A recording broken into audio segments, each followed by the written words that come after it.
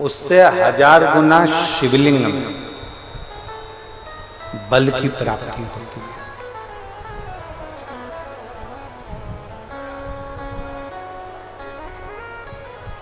प्रदोष के दिन यदि आपको कहीं से शमी पत्र मिल जाए, प्रदोष के दिन यदि कहीं से आपको शमी पत्र मिल जाए और प्रदोष काल में, प्रदोष का जो समय होता है, शाम का जो समय होता है प्रदोष काल, 4 प्रदोष 5 प्रदोष आप कर देखिएगा कि आपका कोई काम है, कोई नौकरी के लिए आप अप्लाई कर रहे हैं, कोई समस्या बड़ी विकट आ गई है, कोई तकलीफ, बड़ा गला पकड़ रहा है बेटा, कोई तकलीफ विकट आ गई है, कोई समस्या विकट आ गई है, प्रदोष के प्रदोष काल में अगर एक शमी पत्र भी आप घर के शिवलिंग को, अब ये करने के लिए आपको मंदिर के शिवलिंग नहीं जाना, अपने घर में जो शिवलिंग, चाहे वो स्फटिक का हो, पारद का हो, कंकर शंकर का हो, लकड़ी का हो, जो शिवलिंग तुम्हारे घर में, कांच का हो, चाहे वो नर्मदा के कंकर का हो, नर्मदेश्वर हो,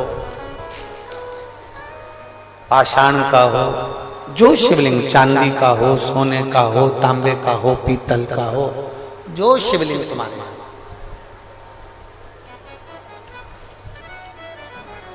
एक शमी पत्र यदि आप भगवान शंकर के शिवलिंग पर समर्पित कर रहे हो और उस शमी पत्र को उठाकर रात्रि को 9:15 की जो एक मुहूर्त होता है, एक समय होता है, जिस समय पर हम अपने मन की बात भगवान शंकर को कहते हैं, पूर्व में भी इसका वर्णन हम कर चुके हैं कथाओं में। उस 9:15 पर वो शमी पत्र को उठाकर एक कागज में, एक कटोरी में उसको रखते थे। 4 या 5 प्रदोष के उस शमी पत्र को अपने पास में रखिए और जिस कार्य के लिए जा रहे हो उसको जेब में ऊपर के भाग में उसको रखकर लेकर जाइए, आपका वो कार्य सफल होकर ही रहेगा, वो रुक नहीं सकता। शमी पत्र में इतना बल होता है, प्रदोष का जो शमी पत्र होता है वो बड़ा बलवान होता है, बड़ा एक पत्र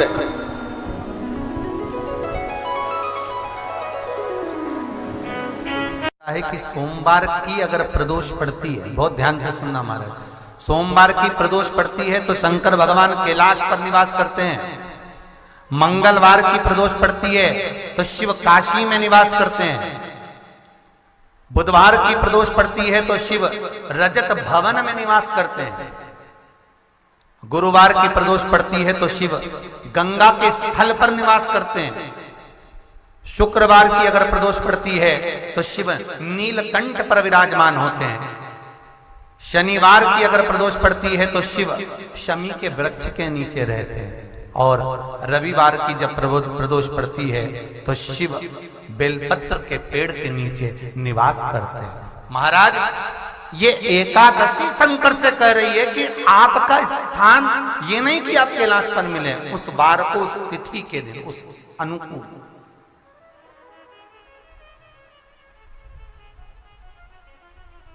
हमारे यहां कहते हैं सोमवार की जो प्रदोष पड़ती है वो इच्छा पूर्ति करती है। मंगलवार की प्रदोष रोग से मुक्ति देती है। बुधवार की प्रदोष कामना की पूर्ति करती है। गुरुवार की प्रदोष शत्रुओं का नाश करती है। शुक्रवार की प्रदोष सुख और शांति देती है।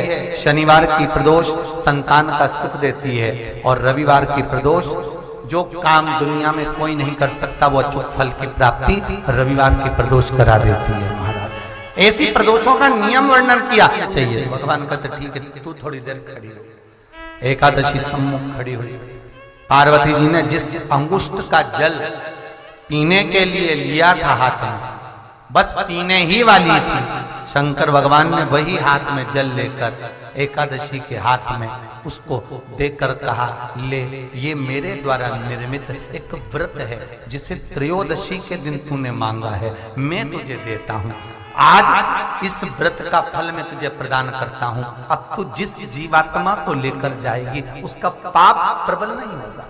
किसी स्त्री, पुरुष, बालक, बुजुर्ग जो भी होगा जिसने प्रदोष का व्रत करा होगा, वो जीवात्मा को तू किसी फल की कामना से नहीं, स्वतः ही लेकर चली जाएगी। उसमें कोई कामना नहीं है। बन सके जीवन में 11 प्रदोष या 26 प्रदोष करने के बाद आप उसका उद्यापन कर विराम भी दे सकते।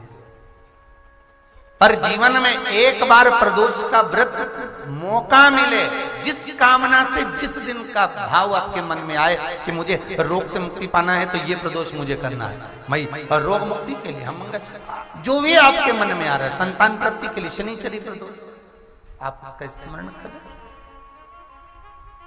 फिर लिखा शिव महापुराण में, बड़ा सुंदर लिखा वेदव्यास जी ने, मान लो आप प्रदोष का व्रत नहीं कर सकते, आप अगर व्रत नहीं कर सकते तो प्रदोष के दिन, प्रदोष काल में शाम का समय सूर्यास्त का कुछ पल, कुछ घड़ी के पहले से लेकर बाद तक का प्रदोष काल के अंतर्गत आप शंकर जी के मंदिर में जाकर 1 लोटा पानी, 5 बेलपत्र भी अगर समर्पित करते हैं तो संपूर्ण प्रदोष का फल आपके भाग्य में प्रबल हो जाए। शिव महापुराण में इसका जिस प्रदोष व्रत का हम वर्णन करते हैं, जिस प्रदोष के दिन का आपको बधाई कल हमने दी थी कि प्रदोष की आपको बधाई हो, प्रदोष शाम का जो समय होता है, प्रदोष काल जो होता है, उसका वर्णन जब हम करते हैं, ये प्रदोष की पूजन का विधान किसने बनाया, ये प्रदोष की पूजन का नियम किसने बनाया, ये प्रदोष की संध्या काल का, प्रदोष के समय का पूजन का विधान कौन बनाया, ये प्रदोष के समय पर 1 बेलपत्र चढ़ाने का विधान किसने बनाया, प्रदोष के समय पर 1 समीपत्र चढ़ने का विधान किसने बनाया, प्रदोष के समय पर अगर मान लो कोई भिखारी से भिखारी व्यक्ति भी है जो ठेला चला रहा है, उसके पास में खाने के लिए कुछ नहीं है, फटे कपड़े पहन रहा है, उसकी जिंदगी में कुछ भी नहीं बचा और कर्जे में लदालूम हो गया, एक चावल का दाना अगर वो प्रदोष के दिन, प्रदोष काल में शाम के समय पर शंकर के शिवलिंग पर चढ़ा देता है तो 3 या 4 प्रदोष में उसका कर्जा चूकना प्रारंभ हो जाता है। प्रदोष का विधान, इतना ये प्रदोष का वर्णन करा किसने, इतना प्रदोष की महत्वता बताई किसने, कौन करे इतना वर्णन। अगर प्रदोष की महत्वता बताने वाला कोई है, इसीलिए मेरे शंकर भगवान माता सती को लेकर कुंभज ऋषि के यहाँ, अगस्त ऋषि के यहाँ कथा सुनने के लिए गए थे, क्योंकि उनके बराबर कोई शंकर के महत्व को बता नहीं सकता और प्रदोष के महत्व को नहीं बता सकता। सती मैया को प्रदोष का महत्व बताने के लिए शंकर सती जी को लेकर कुंभज बाबा के यहाँ गए थे, अगस्त ऋषि, कि प्रदोष के महत्व को तो जानो सती तुम। अब प्रदोष काल की पूजन का विधान किसने बनाया, कोई आपसे पूछे तो क्या बताओगे, जम के बोलो जल्दी से, कौन ने बताया था, अगस्त ऋषि।